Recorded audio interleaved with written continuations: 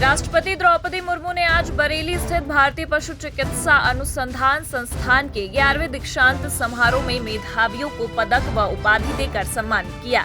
उन्होंने पशु चिकित्सा क्षेत्र में उपाधि और पदक पाने वाले मेधावियों को बधाई दी। कहा कि इस समारोह में छात्राओं की बड़ी संख्या में देखकर गर्व की अनुभूति हुई है। बेटियां अन्य क्षेत्रों की तरह पशु चिकित्सा क्षेत्र में भी आगे हो रही हैं। उत्तर प्रदेश के मुख्यमंत्री योगी आदित्यनाथ ने महामारी के दौरान महत्वपूर्ण भूमिका निभाने के लिए भारतीय पशु चिकित्सा अनुसंधान संस्थान की प्रशंसा की है। उन्होंने कोविड-19 संकट से निपटने में IVRI के वैज्ञानिक योगदान, अनुसंधान, सहायता और राज्य सरकार के साथ सहयोग की भी सराहना की है।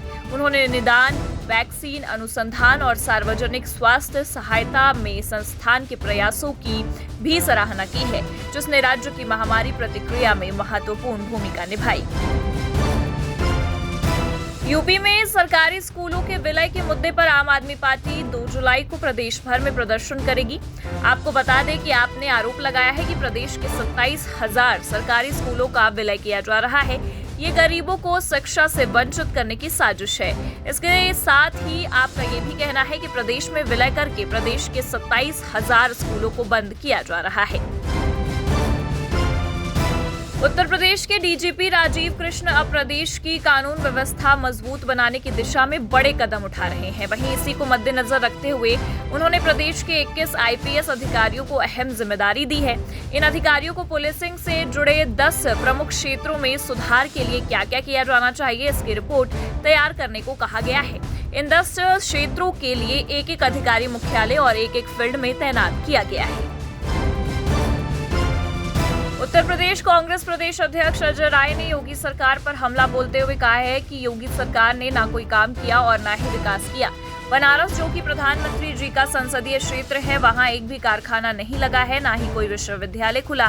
मुझे लगता है कि सरकार केवल अपनी कमियों को छुपाने के लिए तरह तरह के हथकंडे अपना रही है। बीते कुछ दिनों से नगीना से सांसद और आजाद समाज पार्टी कांशीराम के राष्ट्रीय अध्यक्ष चंद्रशेखर आजाद लगातार चर्चा में हैं। वहीं इसी बीच उन्होंने राजधानी लखनऊ में बड़े आंदोलन की चेतावनी दी है। प्रयागराज के करछना थाना के अंतर्गत हुई हिंसा पर प्रतिक्रिया देते हुए आजाद ने कहा है कि मेरा मानना है कि कौशाम्बी की घटना से ध्यान भटकाने के लिए ये षड्यंत्र रचा गया है। कांग्रेस नेता सुरेंद्र राजपूत ने बीजेपी पर निशाना साधते हुए कहा है कि जहां जहां भाजपा का शासन है, वहां दलितों, पिछड़ों और महिलाओं पर अत्याचार हो रहा है। उन्होंने आरोप लगाया है कि संविधान को बदलने की कोशिश हो रही है और विपक्षी नेताओं को पीड़ित परिवारों से मिलने भी नहीं दिया जाता। उत्तर प्रदेश की कानून व्यवस्था पर सवाल उठाते हुए उन्होंने कहा है कि वहां जंगल राज है, अपराधी मस्त है, पुलिस पस्त है और जनता परेशान। उत्तर प्रदेश के आगामी पंचायत चुनाव की तैयारियां अभी से ही शुरू हो गई हैं। ऐसे में खबर है कि जनसत्ता दल लोकतांत्रिक अपने प्रत्याशी उतारेगी। इसे लेकर पार्टी के राष्ट्रीय अध्यक्ष रघुराज प्रताप सिंह राजाभैया ने पार्टी पदाधिकारियों को 1 महीने के भीतर सभी जिलों में संगठन तैयार करने के निर्देश दिए हैं। रेलवे बोर्ड ने सेवानिवृत्त कर्मचारियों की पुनर्भर्ती के नियमों में बदलाव कर दिया है, जिससे वेतन स्तर 1 से 9 तक के खाली पदों को भरा जा सकेगा। अब उच्च स्तर से सेवानिवृत्त कर्मचारियों को भी पुनः नियुक्त किया जा सकता है, जिसमें मंडल रेलवे प्रबंधक को अधिकार दिया गया है। इस पहल से सेवानिवृत्त कर्मचारियों में उम्मीद भी जगी है और रेलवे के कार्य को गति मिलने की संभावना भी है।